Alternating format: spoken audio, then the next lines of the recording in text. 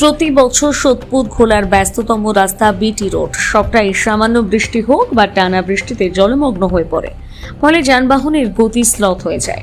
জায়গায় জায়গায় হাঁটু পর্যন্ত বা তার বেশি জল জমে যায়।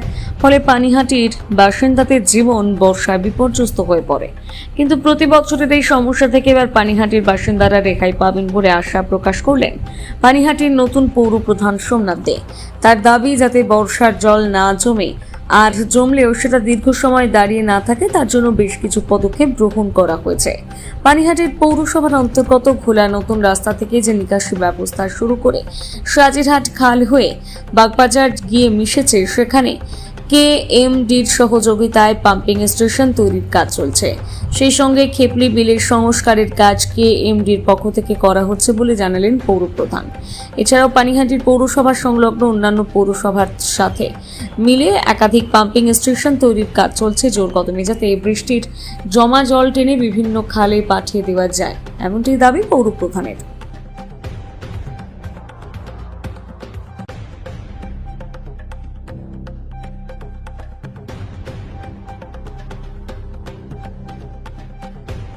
চেয়ারম্যান হয়েছেন, কোনো চিন্তা ভাবনা বা কি কাজ হচ্ছে? দেখুন, একদিনে তো চিন্তা ভাবনা হয় না, চিন্তা ভাবনা তো টাইম লাগে।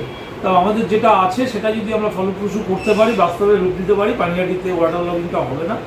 ডিউটি হচ্ছে আমাদের যে ড্রেনেজ সিস্টেম আছে, ভোলা নতুন রাস্তা থেকে সাজিরহাট খাল, যেটা নোয়াই খাল হয়ে বাগজোলায় চলে যাবে, সেখানে পাম্পিং স্টেশন চলছে কেএমডি এর সহযোগিতা। সেখানে আমাদের পাম্পিং স্টেশন হবে বলে পুরো জলটা আমাদের এখান থেকে টেনে নেবে। এদিকে খেবলি বিলের এই জায়গাটা পরিষ্কার ইরিগেশন এবং কেএমডিএ করছে। খর্দা খালের আমাদের থানার উল্টো দিকে পাম্পিং স্টেশন পার্মানেন্ট করা হয়েছে, এদিকে জলটা টেনে নেবে। আর একটা আগরপাড়া সাইডের জল যেটা যায় উদয়পুর ক্যানেল, সেখানেও পাম্পিং স্টেশন করছে কেএমডিএর পক্ষ থেকে, এবং দুটো পৌরসভা যৌথ উদ্যোগে কাজ হবে এবং এই জলটাও বেরিয়ে যাবে।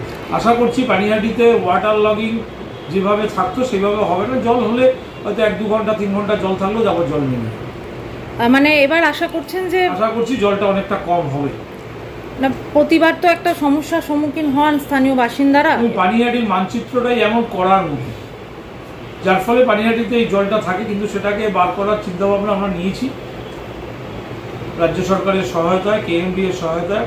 মাননীয় ডিএম সাহেব নিজে মিটিং ডেকেছিলেন গত সপ্তাহে, সেটা নিয়ে আলোচনা হয়েছে। আশা করছি এবছর ওয়াটার লগিংটা অনেক কম হবে।